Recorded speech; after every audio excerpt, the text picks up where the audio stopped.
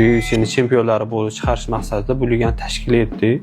Ayrim sportchilarimiz ijobiy natija bermayapti. Xudo xolasa ochib oldik. Birinchi turnirimiz ham aniq. Mana ligani ochding, media yo'q. To'g'rimi? Media endi qanaqa media bo'ladi? Media jangchilar, mana hozirgi shoumenlar bo'lmaydi. Qanaqa qilib shoularsiz, PR-larsiz, to'ldirish niyati bor musobaqalarni? Eng yaxshi sportchilarni olib kelyapmiz. Munosib raqobat qo'yamiz. Sportchining maqsadi bo'lsa, UFC'ga chiqmaydigan maqsadi bo'lsa, bu tramplin unga. Sportchilar o'tda bonus uchun, gonorar uchun harakat qiladi. Xuddi shu narsani biz o'zimizdan ligaga qo'yamiz. Men o'zim totalizatorga qarshi bo'lganman shu paytgacha, shu Mekriskiga komandamni bitta bola qilmaydi. Agar kim qilsa chiqarib yuboraman. Maqsadi nima desa bo'ladi? Pul topish emas. Ligani maqsadi sportchilarni ko'tarish. Bizning maqsadimiz bitta xumoriyani o'tkazib tugab qolish emas.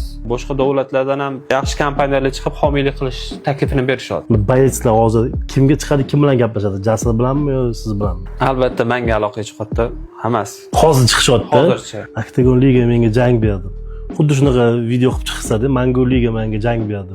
13 yoshli, 12 yoshli boladan shunaqa baqirish chiqyapti-da. Men jang so'rasam jang beradi, ertaga menga qanaqadir bolam beradi. O'zimga o'xshagan urushaman, uy olaman, mashina olaman. Agar hozir kimnidir tapuskat qilgan bo'lsa, ertaga xuddi shunaqa teatr davom etaveradi. 1 minut ichida jang tugayapti. Kim yutdimda reytingini qarasak, hech kim emasdi.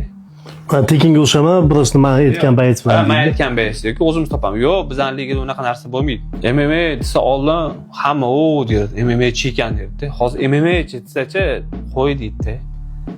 Kim deydi? Qaysi bir MMA chi deydi.